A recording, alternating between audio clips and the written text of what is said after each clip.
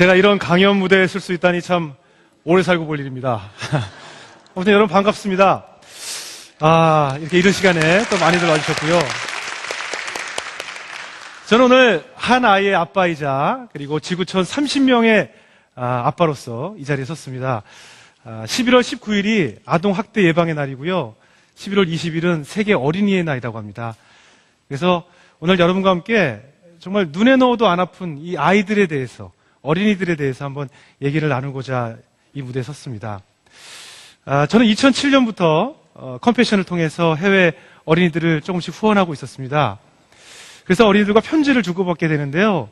편지 속에 편지만 보내는 것이 좀 미안해서 저는 제 아내와 찍은 사진을 항상 그 편지 안에 동봉해서 보냈습니다.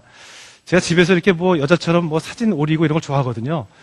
이 아트용품 좋아하고 좀 여자 같습니다. 그 사진을 항상 보냈는데 그 아이 중에 인도네시아에 사는 페비라는 어린이가 있습니다. 이 아이가 저에게 질문을 해오는 거예요. 왜 후원자님은 이렇게 아이들과 같이 찍은 사진을 안 보내고 아내분하고 둘만 찍은 사진만 보내세요? 이렇게 보내왔습니다. 그래서 제가 답장을 보냈죠. 난 아직 아이가 없다. 나도 너처럼 예쁘고 아름다운 그런 딸을 갖고 싶다. 하고 편지를 보냈더니 페비에게서 답장이 왔습니다. 와, 그렇다면 제가 기도하겠습니다. 제가 오늘부터 후원자님을 위해서 기도하겠습니다. 그러면서 영어로 적어줬어요. I'll pray for your family. So you'll get a child soon. 곧 아기가 생길 거예요. 제가 기도하겠습니다. 이 정도는 해석할 수 있었습니다. 그 편지를 받고 굉장히 기분이 좋았어요.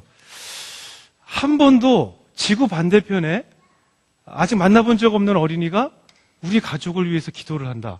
굉장히 좀 낯선 환경이었습니다. 낯선 편지였어요. 그 후에 우리 아내가 임신을 하게 됐고 우리 아내의 배가 조금씩 불러오는 사진을 계속 찍어서 그 아이에게 보냈습니다.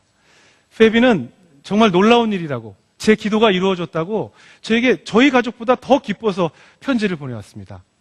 전 그리고 아이가 태어났고 아이 태어나자마자 찍은 사진도 역시 페비에게 보내줬습니다. 페비가 그 후로 편지를 보낼 때마다 똑같이 생기게 태어났습니다. 지금 많이 예뻐졌어요. 그 후로 페비나 또 컴패션의 어린이들이 저에게 편지를 보낼 때마다 뭐라고 편지가 오냐면 My sister 아라는 잘 있냐고 꼭 물어봅니다. My sister. 지금 제가 30명의 어린이를 후원하고 있는데 우리 아라의 언니이자 오빠들이 30명이 있습니다. 저는 이 아라가 태어난 날을 잊을 수가 없어요. 산부인과에서 그 엄마의 상고 끝에 귀한 생명이 세상 빛을 봤을 때, 그때 그 아라를 처음 안으면서 이 세상의 모든 생명, 여기 계신 여러분들 한 사람 한 사람도 다 이렇게 태어났겠구나, 나도 이렇게 태어났겠구나, 그리고 모두 다 그 어머니의 눈물과 땀과 그 상고의 시간을 거치면서 이 세상에 태어났구나, 이 세상에 한 생명도 소중하지 않은 생명은 없구나, 우리 아이를 받아보면서 느끼게 됐습니다.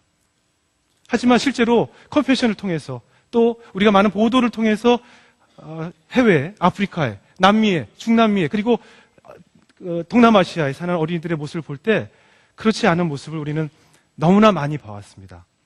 그 아이들의 손에 연필이 있어야 되고 그 아이들이 노트 위에서 글을 쓰고 있었고 크레파스로 그림을 그려야 하는데 그 아이들에게는 그것을 가지고 있지 않은 어린이들이 지금 너무나 많습니다. 세석장에서 돌을 깎고 있고 발이 다 갈라져서 발톱이 빠진 채로 돈을 벌어야 한 아이들, 하루에 1달러도 안 되는 돈을 벌어야만 그나마 일주일에 3, 4끼라도 먹을 수 있는 아이들을 우리는 보도를 통해서 너무나 많이 보고 있는 것입니다. 저는 2007년부터 컴패션을 하기 시작했는데요. 2007년이 저 개인적으로 제 인생에 있어서 가장 힘든 시기였습니다. 정말 이 세상의 모든 사람들이 나에게 손가락질하는 것 같았고 모두 다 나를 미워하는 것 같았고 나는 이 세상에 원하지 않는 사람이라는 생각을 가지고 있을 때였습니다. 그럴 때 시네라 씨를 통해서 컴패션을 만났습니다. 저희 아버지는 전쟁 고아하셨어요. 황해도가 고향이시고 월남하는 기차를 어떻게 우연히 타시게 돼서 부산에 도착하셨고 부산의 고아원, 즉 보육원에서 혼자 자라신 분이셨습니다. 이 컴패션이 이 한국 땅에 6.25 때 배고픔에 또 추위에 죽어간 이 한국의 고아들을 살리기 위해서 생겨난 것이라는 것을 저는 그때 2007년에 처음 알게 됐습니다. 우리 아버지의 이야기를 듣는 것 같았어요. 그래서 저는 컴패션이 무엇인지 또 그 당시 제가 하나도 사는 것이 기쁘지 않고 우울하기만 하고 세상에 무슨 재미로 사는지 모르고 느끼고 있을 때 컴패션을 접하게 됐습니다. 그래서 컴패션 아이들을 만나기 위해 직접 필리핀을 갔습니다. 필리핀의 세부라는 섬을 가는데요. 저는 그 당시까지만 해도 세부 하면 휴양지고 물이 맑고 스킨스쿠버를 하고 뭐 같이 사진 찍고 이런 곳으로만 알고 있었어요. 그런데 제가 가본 세부 섬은 전혀 다른 곳이었습니다. 다시 말해서 많은 관광객들이 지나다니는 그 도로를 필리핀에서 외국 사람들이 보지 못하도록 정말 더러운 아이들, 그리고 그 나라의 치부적인 환경을 모두 다 큰 건물 뒤로 다 숨겨버렸어요. 우리가 왜 집에 갑자기 손님 오시면 안 입던 빨래 같은 거 침대 밑에 이렇게 막 쑤셔 넣듯이 정말 자신의 나라의 부끄러운 모습을 다 관광지 뒤편으로 감춰놓고 있었어요. 저는 그 뒤편을 가봤습니다. 지금 사진에서 보이시는 곳이 바로 무덤마을이라는 곳이었어요. 말 그대로 무덤이 있는 마을. 무덤에서 아이들이 먹고 자고 놀고, 그리고 사람의 뼈인지 동물의 뼈인지 모르는 개, 돼지, 닭, 뭐 이 아이들과 다 뒤엉켜 있었어요. 그리고 무슨 뼈인지 모르는 뼈들을 가지고 칼싸움을 하면서 놀고 있는 모습을 봤습니다. 정말 아무것도 가지고 있지 않은 아이들이었어요. 너무나 마음이 아팠고 그들을 보면서 그런데도 그 해맑게 놀고 있는 그 아이들과 어머니의 모습을 보면서 저는 마음이 굉장히 뭉클해졌고 나 자신을 돌아보게 되었습니다. 수상가옥인데 밑에 수상가옥이면 물 위에 집을 줘야 되는데 밑에 물이 없고 모두 변이었어요. 왜냐하면 모든 변을 다 밑으로 그냥 처리하다 보니까 이제 수상이 아니고 변 위에 집이 올라가 있는 듯한 그런 모습이었어요. 저는 제가 얼마나 그동안 감사하지 못하고 살았는지를 그곳에서 느끼게 됐습니다. 저는 10가지 중에 2-3가지가 부족하다고 늘 불평불만하던 사람이었어요. 내가 가진 7가지를 전혀 느끼지 못하고 그렇게 교만하게 살아왔다는 것을 그곳을 통해서 알게 됐습니다. 그리고 2009년 다시 IT를 가게 됐습니다. 더 컴패션에 그 아이들을 만나고 또 어떻게 살고 있는지가 궁금해서 IT를 가게 됐습니다. 지금 화면에 보시는 것이 보도에서도 됐던 진흙 쿠키라는 것입니다. 말 그대로 말이 쿠키지 그냥 진흙을 이렇게 빚어놓은 것이고 그것에 맛을 넣기 위해서 사카린을 조금 가루를 뿌려서 그냥 진흙인데 단맛이 나는 진흙입니다. 그러니까 저 진흙 쿠키는 각종 오염된 물질들로 가득 차서 저거를 먹기만 해도 아이들이 배가 아파서 대굴대굴 구르고 실제로 저 쿠키를 저희가 받아들고 저희와 같이 갔던 일행 한 분이 호기심이 생긴다고 저거를 한 점 입에 드시고 병원에 실려가셨어요. 도저히 사람이 먹을 수 없는 쿠키라는 이름을 가진 진흙이었습니다. 그런데 그곳에서 저것마저도 돈을 주고 사 먹고 있었어요.